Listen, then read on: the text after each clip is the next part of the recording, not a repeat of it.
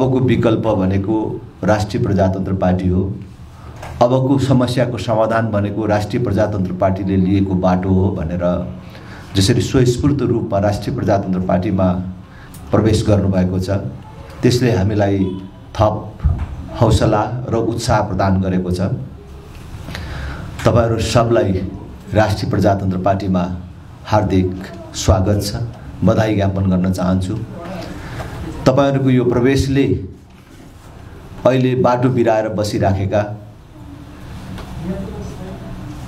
नयाँ विकल्प र बाटो खोजिराखेका युवाहरूलाई बाटो पहिल्याउन मद्दत गर्छ र यसले सकारात्मक सन्देश जान्छ भन्ने मैले विश्वास लिएको छु। हामी अहिले एउटा यस्तो बिन्दुमा पुगेको छौं कि राष्ट्रिय प्रजातन्त्र पार्टीले निरन्तर रूपमा भन्दै आएको थियो कि नेपालको निर्णायकत्व नेपाली जनताको हातमा हुनुपर्छ।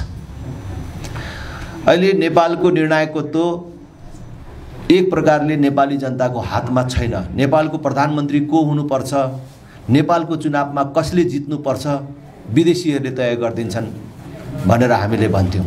तर अहिले पछिल्लो दिनमा आएर त्यो अनुमान र आरोपको कुरा होइन, व्यवहारमा हामीले देख्न पायौं कि 2062-63 को राजनीतिक परिवर्तनपछि प्रजातन्त्र, लोकतन्त्र, गणतन्त्रको नाममा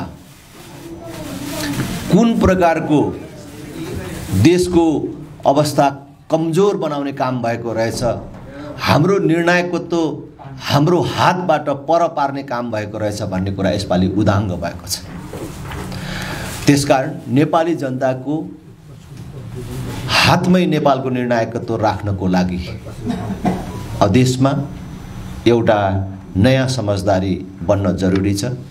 राजा, राजनीतिक दलहरू र अहिलेको पछिल्लो शक्तिको रूपमा उदय भएको जेनजी पुस्ता अथवा नवयुवा भनेर हामीले चाहिँ जसलाई भन्छौं, नवयुवाहरूका बीचमा नयाँ समझदारी गरेर देशलाई निकास दिन जरुरी छ।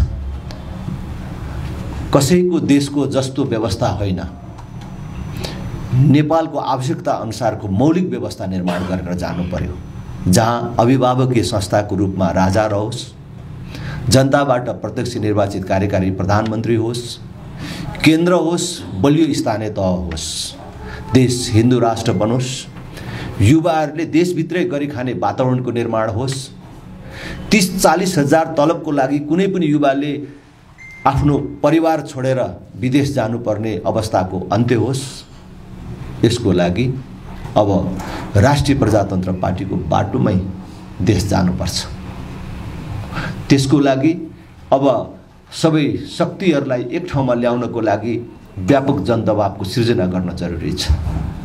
त्यसैले म सबै युवा साथीहरूलाई आह्वान गर्न चाहन्छु, आउँ राष्ट्रिय प्रजातन्त्र पार्टीमा एकताबद्ध बनाऊँ र देश प्रथम हो, देश पहिलो कुरा हो भन्ने राष्ट्रिय प्रजातन्त्र पार्टीको आह्वानलाई साकार पारौँ र यसलाई मजबुत पारौँ भन्ने म आग्रह गर्न चाहन्छु। फेरि पनि आज जोडिनुभएका सबै साथीहरूलाई हार्दिक स्वागत गर्न चाहन्छु र आज यो कार्यक्रम मार्फत सम्पूर्ण देशभरिका युवाहरूलाई फेरि आह्वान गर्छु, आउँ राष्ट्रिय प्रजातन्त्र पार्टीमा जोडौँ, ढिलो नगरौँ र एउटा बलियो राष्ट्रिय शक्ति निर्माण गरौँ। मैले बारम्बार भनेको छु, स्मरण मात्रै गराउन चाहन्छु आज कि यो देश बिग्रियो भने शेरबहादुर देउवाको केही बिग्रिदैन, केपी ओलीको केही बिग्रिदैन, प्रचण्डको केही बिग्रिदैन। यो देश बिग्रियो भने तपाईँ युवाहरूको, नवयुवाहरूको भविष्य बिग्रिने हो। त्यसकारण युवाहरू कसैको गोटी, कसैको हतियार होइन, आफ्नो भविष्यको सुरक्षाको लागि र आफ्ना भाइ बहिनीहरूको भविष्यको सुरक्षाको लागि राजनीतिमा हस्तक्षेपकारी ढङ्गले आउनु पर्यो भनेर जुन हामीले आह्वान गरेका थियौं र अहिले पनि फेरि म आह्वान गर्न चाहन्छु। तपाईहरु सबलाई धेरै धेरै धन्यवाद छ। जय राष्ट्र, जय जनता।